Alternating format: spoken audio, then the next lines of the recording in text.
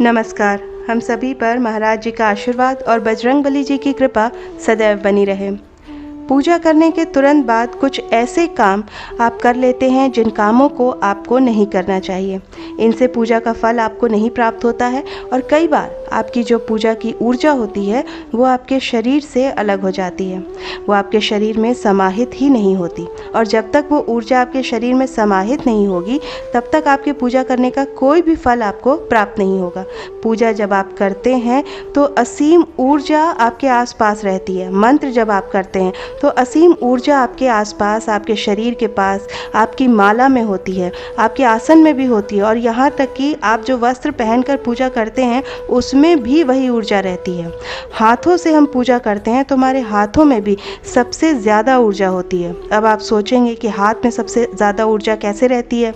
तो इसलिए क्योंकि हाथ से ही हम मंत्र जाप करते हैं, हाथ से ही हम भोग लगाते हैं, आरती करते हैं, तो इसलिए हाथों में सबसे ज़्यादा ऊर्जा होती है। कई भक्तों से मिलकर आपने देखा होगा कि वो केवल सर पर हाथ रखते हैं और सामने वाला व्यक्ति सकारात्मक अनुभव करने लगता है।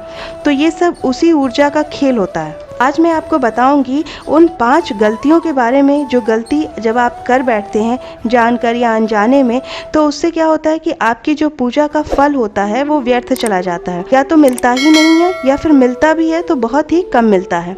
तो आज के इस अंक में हम जानेंगे कि कैसे पूजा के पूरे फल को हम ग्रहण कर सकते हैं, क्योंकि सारा जो खेल इस ब्रह्मांड में है वो ऊर्जा का ही है और अगर ऊर्जा है तो ही हम हैं। देवी देवताओं की जो ऊर्जा होती है जब तक हम उसे ग्रहण नहीं करते हैं तब तक दैवीय गुण हमारे अंदर नहीं आते हैं, ना ही पुण्यों की प्राप्ति होती है और ना ही उनकी शक्ति हमारे अंदर आती है, ना ही हमारे अंदर ईश्वर के लिए भक्ति जागृत हो पाती है। तो ये काम ऊर्जा ही करती है। ऊर्जा ही जब हमारे शरीर में जाती है तो हमारे नकारात्मक विचारों को नष्ट करती है, हमारे अंतर्मन को पवित्र करती है और हमारे हृदय में ईश्वर के लिए भक्ति नामक दीपक को प्रज्वलित करती है। और वो ऊर्जा हमारे शरीर में आध्यात्मिक गुण भी जागृत करती है, हमारा ऑरा मजबूत करती है और हमें परमात्मा से जोड़ती है। तो उस ऊर्जा को जब आप व्यर्थ कर देते हैं तो कहाँ से आपको अनुभव होंगे, कहाँ से अंतःकरण शुद्ध होगा, कहाँ से सकारात्मक ऊर्जा से आप भरपूर होंगे, कहाँ से आप ईश्वर से संपर्क में रहेंगे और कैसे ईश्वर से आपका जुड़ाव हो पाएगा। तो इसलिए चलिए जानते हैं कि कौन सी वो गलतियां हैं जो हमें नहीं करनी चाहिए। तो जो सबसे पहली गलती है वो यही है कि यदि आप मंत्र जप करते हैं, पूजा करते हैं, आरती करते हैं, भोग लगाते हैं, तो पूजा करने के तुरंत बाद आपको अपना आसन नहीं छोड़ना चाहिए। कुछ देर, मान लीजिए जैसे 5 मिनट तक के लिए आप वहीं बैठे रहिए। उतनी देर आप भजन कर लीजिए या विनती कर लीजिए, नाम कीर्तन या नाम जप कर लीजिए, पर तुरंत आसन को मत छोड़िए। विशेष करके मंत्रोच्चारण के बाद तो बिल्कुल आसन तुरंत नहीं छोड़ना चाहिए। अब आप सोचेंगे ऐसा क्यों? तो ऐसा इसलिए क्योंकि देखिए, आप इस बात को ऐसे समझिए कि जब हम किसी गर्म तवे को अगर तुरंत चूल्हे पर से उतार कर उस पर पानी का छिड़काव कर दें तो क्या होगा? वो तवा, जो उसकी गर्म ऊर्जा होती है, वो तुरंत उसको छोड़ देती है और उसकी जो ऊर्जा है वो पानी सोख लेती है और तवा ठंडा पड़ जाता है। तो इसलिए पूजा करने के बाद हमारे शरीर के साथ भी ऐसा ही होता है। जब हम तुरंत आसन को छोड़ देते हैं तो वो जो ऊर्जा होती है वो हमारे अंदर से तुरंत निकल जाती है। हमें जो पूजा करने का जो फल है वो हम ग्रहण कर ही नहीं पाते, उस ऊर्जा को हम ग्रहण कर ही नहीं पाते। तो इसलिए पूजा करने के बाद आसन पर कुछ देर रुकिए, तुरंत मत छोड़िए। थोड़ा 5 मिनट रुककर और उसके बाद प्रभु के हाथ जोड़कर फिर आसन को छोड़िए। बिल्कुल उसी तरह दूसरी गलती हम क्या करते हैं? दूसरी गलती हम जो करते हैं वो ये है कि पूजा करने के तुरंत बाद हम हाथ धो लेते हैं। तो हमें पूजा करने के तुरंत बाद हाथ नहीं धोना चाहिए। मान लीजिए जैसे आपका धूप बत्ती से हाथ लग गया या दीपक से हाथ लग गया या दीपक की जो कालोस होती है वो हाथ में लग गई, तो कई लोग क्या करते हैं, भाग के जाते हैं, पूजा करने के तुरंत बाद जाकर हाथ धो लेते हैं। अब हाथ धोने से आपके हाथों की जो ऊर्जा है, सबसे ज़्यादा ऊर्जा तो हाथ में ही रहती है, वो आपके शरीर में जो ऊर्जा है वो सारी बह जाती है। अब आपने जो भी ऊर्जा अर्जित की है वो ऊर्जा तो बह गई। तो ये गलती आपको नहीं करनी है। तीसरी गलती है कि कभी भी पूजा करने के तुरंत बाद आपको नहाना नहीं है, ना ही आपको शौच के लिए जाना चाहिए। तुरंत बाद नहीं जाना चाहिए, थोड़ा रुक कर जा सकते हैं। ऐसा करने से आपके अंदर की जो ऊर्जा होती है वो बाथरूम के सहारे निकल जाती है। तो इस बात का भी आप विशेष ध्यान रखें।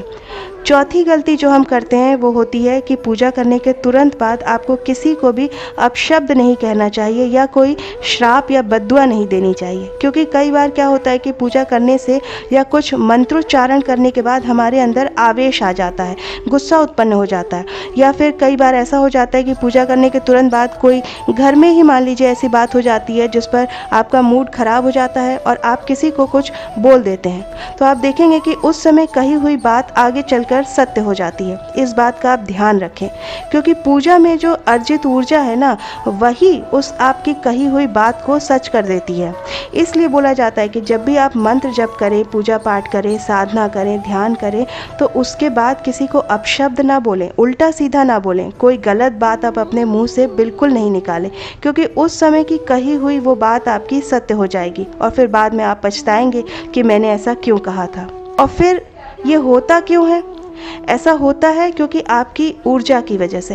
आपको ये पता होना चाहिए कि आपकी ऊर्जा कितनी प्रबल होती है। जिस प्रकार से आशीर्वाद काम करता है, जैसे किसी के आप पैर जब छूते हैं तो वो आपको आशीष देते हैं, वो आशीर्वाद आपके लिए काम आता है। आशीर्वाद का मतलब समझिए क्या होता है। जब कोई आपको आशीष देता है तो अपने अर्जित पुण्यों का कुछ अंश वो आपको दे देता है। अपने अर्जित पुण्य, वो पुण्य जो उन्होंने अर्जित किए हैं पूजा पाठ से, चाहे पशु पक्षियों को खाना खिलाकर या कोई धार्मिक कार्य करके, भंडारा करके, उस पुण्य में से कुछ अंश वो आपको दे देते हैं।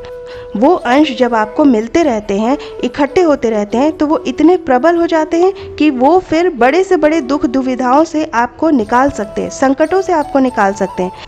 कई बार आप कहते हैं कि मैं तो बाल बाल बचा, एक्सीडेंट होने से बाल बाल बचा। तो क्यों बचा? क्योंकि जो उनके आशीर्वाद की ऊर्जा आपको प्राप्त हुई, उसने अपना काम किया।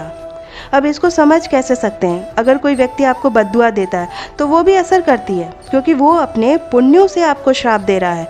जब आप किसी को अपशब्द कहते हैं, अगर इन शब्दों में कोई शक्ति नहीं होती, आपके आशीर्वाद में या शब्दों में या श्राप में, तो फिर लोग लड़ते ही क्यों? आप किसी को अपशब्द बोलकर देखिए, वो तुरंत आपसे लड़ने आ जाएंगे। तो उसी प्रकार जैसे कि आशीर्वाद सच होता है, उसी प्रकार से श्राप भी सच होता है, बद्दुआ भी सच होती है। इसलिए किसी की भी बद्दुआ नहीं लें और केवल आशीर्वाद ही लें। पांचवी गलती क्या होती है कि कभी भी पूजा करने के बाद शीशा नहीं देखना चाहिए। कई लोगों को पूजा करने के बाद तुरंत काम पर निकलना होता है, तो शीशा देखा, बाल बनाए और निकल गए। तो शीशा तुरंत नहीं देखना चाहिए, क्योंकि शीशे में जो नकारात्मक ऊर्जा होती है वो जाकर छिप जाती है।